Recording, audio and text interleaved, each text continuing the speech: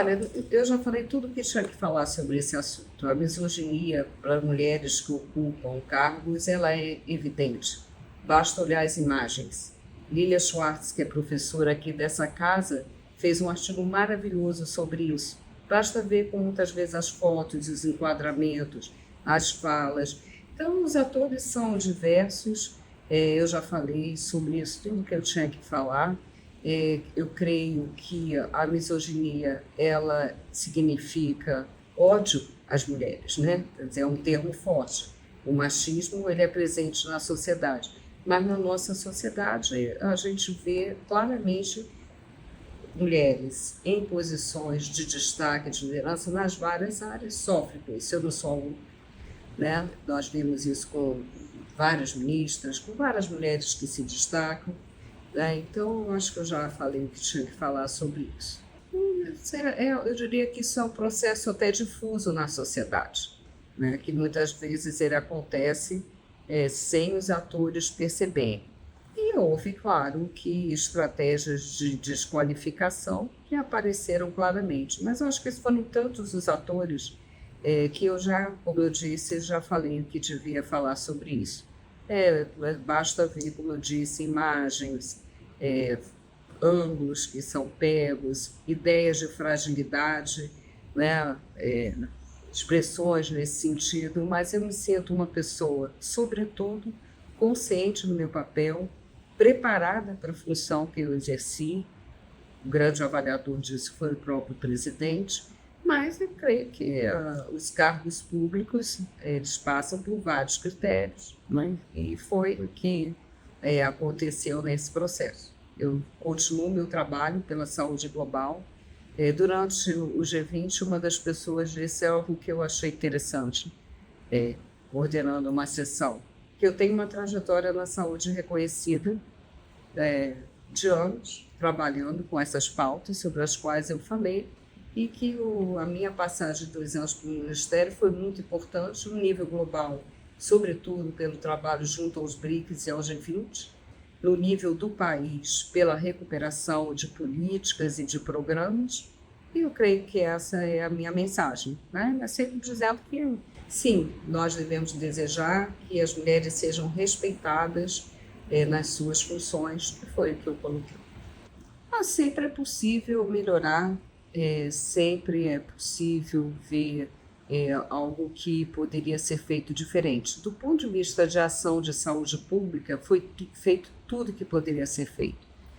A primeira questão é saber que dengue é um problema de 40 anos de retomada da dengue, porque já existiu no passado, mas em níveis epidêmicos. Eu acompanhei isso de perto, eu estudei parte dessa história. O que acontece hoje é uma escalada da dengue. Então, é um novo momento, 40 anos, mas o que aconteceu no ano de 2024 corresponde a um dos efeitos do aquecimento global, né? Isso é discutido hoje no plano mundial.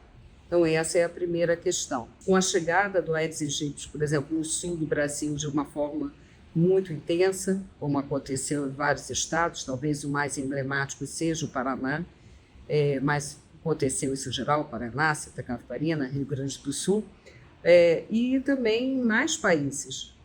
Hoje, em várias regiões do mundo, temos dengue onde não tínhamos. No continente asiático, se tornou uma grande preocupação, né? Eu acompanhei isso muito de perto. Então, esse é um ponto. O outro ponto é que, para uma doença como essa, os determinantes ambientais e sociais são fortíssimos. Então, requerem ações que não são só da saúde. Eu tenho essa consciência.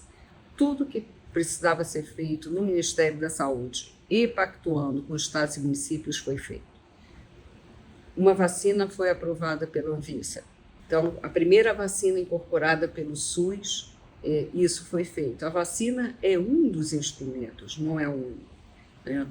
Mas isso foi feito, não tendo ainda uma escala para o país. Nós repassamos recursos para estados e municípios para apoio a essa ação. Boa parte dessas ações tem que se dar no município, que são as ações do controle dos agentes, né? E todo o nosso trabalho junto aos agentes de endemias também nesse sentido de reforçar esse controle. Enfim, todas as ações foram feitas para vigilância, para controle, larvicidas, né, disseminação, e muitas vezes há problemas também na ponta, nos próprios municípios. Mas foi feito tudo que precisava ser feito e tem que ser feito de forma continuada. O resultado também dessas ações é que nós tivemos uma redução em 60% de casos em 2025. Então, há uma efetividade de ações, mas há uma necessidade de um controle permanente. Eu acho que são estilos diferentes. O ministro Padilha foi ministro durante a gestão da presidenta Dilma Rousseff, fez uma boa gestão. Eu acho que tem todas as condições de fazer uma boa gestão. Muitos anúncios que ele fez, como ele mesmo tem dito, basta ver suas postagens, são continuidade de ações que precisaram ser preparadas em 2 anos. Né? As coisas não acontecem do dia para a noite na saúde.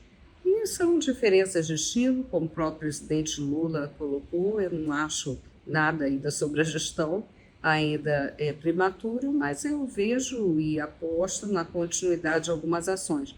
Com relação à redução de filas, trabalhei intensamente para isso. As bases do programa, que ainda certamente haverá inovações, foram lançadas durante a minha gestão. Isso é dito por ele, é dito pelo próprio presidente Lula. Então, eu não me comparo neste sentido. Claro, cada ministro tem um estilo e que ele faça uma excelente gestão é que todos nós queremos, porque o Brasil precisa disso. E eu sou uma pessoa que apoiou o governo do presidente Lula desde o início e que quer o sucesso pleno desse governo.